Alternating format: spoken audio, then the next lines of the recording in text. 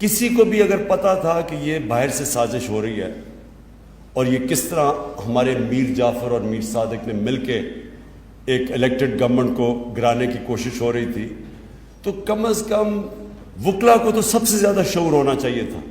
لیکن supreme court bar ایسوسی ایشن کی جو عدالت میں کھڑے ہو کے وہ تو اس طرح تھا کہ وہ نون لیگ کا کوئی ایک حصہ ہے، عہدیدار ہے.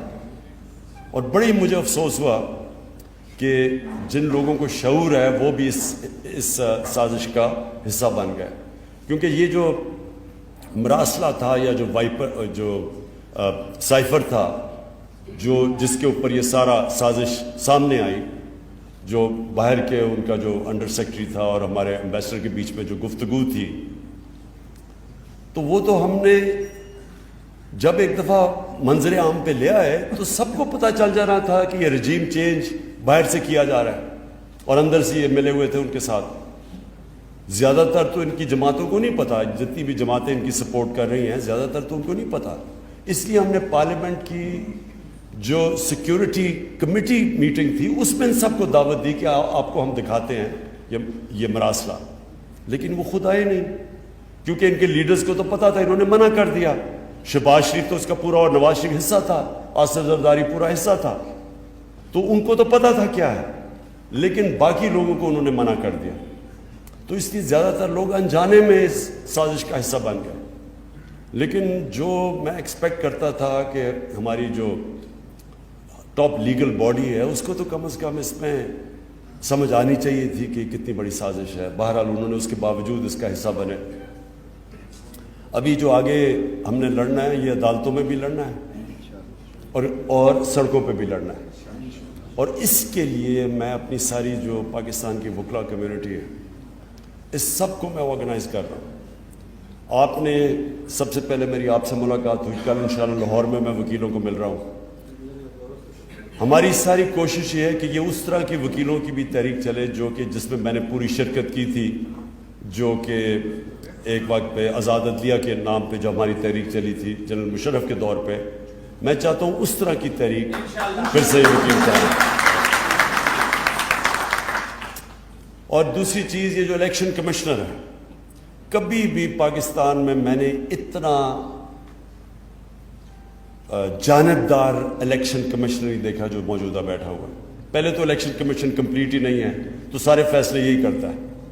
اور جس طرح یہ تحریک انصاف کو کوشش کر رہا ہے کہ اس کو ہر قسم کا نقصان پہنچایا جائے، یہ جو فورن فنڈنگ کیس ہے، فورن فنڈنگ کیس کیا ہے کہ بیرون ملک پاکستانیوں نے ہمیں پیسے بھیجے جو کہ ہمیں ملک چلا رہے ہیں. آج اگر ملک چل رہا ہے تو بیرون ملک پاکستانیوں کے پیسے پہ چل رہا ہے.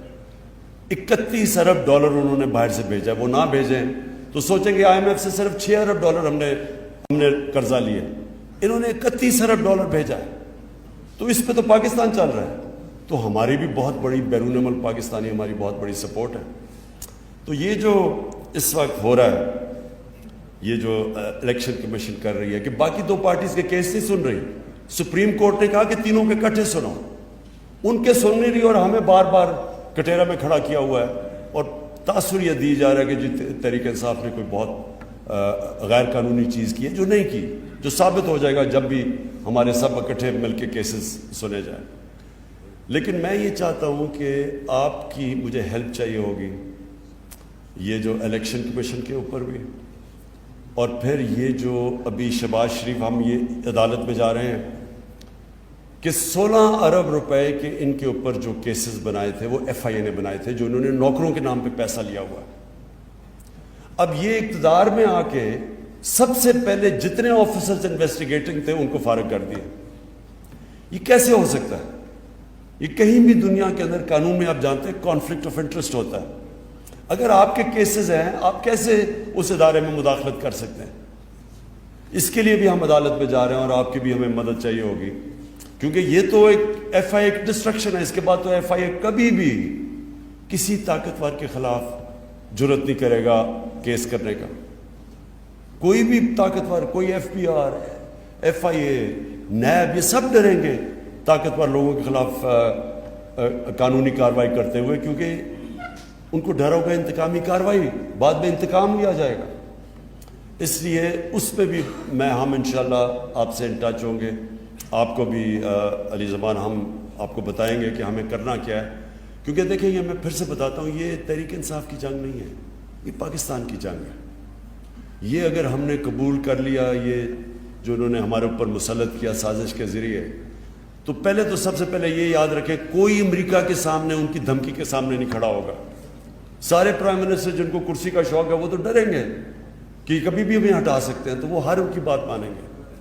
یہ بہت بڑا ملک کو آگے جا کے نقصان پہنچے گا اگر یہ کامیاب ہو جاتے ہیں, اور یہ ہر ان کی وہ بات مانیں گے جو ادھر سے حکم آئے گا. اب یہ جو امریکہ کی جنگ میں ہم نے جب شرکت کی تو کیا ہوا تھا, مشرف کو دھمکی آئی تھی باہر سے. اس نے ایک دھمکی دی کہ ہم تمہیں انگریزی میں we will bomb you into stone age, ان کا ایک رچرڈ آرمسٹیج تھا. اس نے ایک دھمکی دی, ہم ان کی جنگ میں چلے گئے جس میں ہمارا لینا دینا کوئی نہیں تھا. 80,000 پاکستانی اس میں جانے کھو بیٹھے, سارا قبائلی علاقہ ہمارا تباہ ہو گیا. پتہ نہیں 35 لاکھ لوگوں نے نقل مکانی کی. سوات میں جو ہوا 40 لاکھ ادھر سے نقل مکانی کی. تو وہ سارا کچھ ہوا کیوں؟ کیونکہ ہمارا جو سربراہ تھا وہ پریشر نہیں لے سکا, ایک دھمکی میں گھٹنے ٹیک دیے. تو ابھی بھی دھمکی ہے. ابھی بھی انہوں نے کہا کہ یہ چاہتے تھے کہ یہاں بیسز ہوں افغانستان کے اوپر ڈرون اٹیکس کے لیے. تو جو ایک دفعہ ہم نے یہ اپنے ملک کو تباہ کر چکے ہیں, ہم کیوں ان کی جنگ میں پھر سے شامل ہوں؟ اور پھر ان کی یہ بھی کوشش ہے کہ جو وہ کہیں ہم کریں. اب روس سے ہمیں 30% کم قیمت پہ تیل مل رہا تھا, 30% کم پہ گندم مل رہی تھی.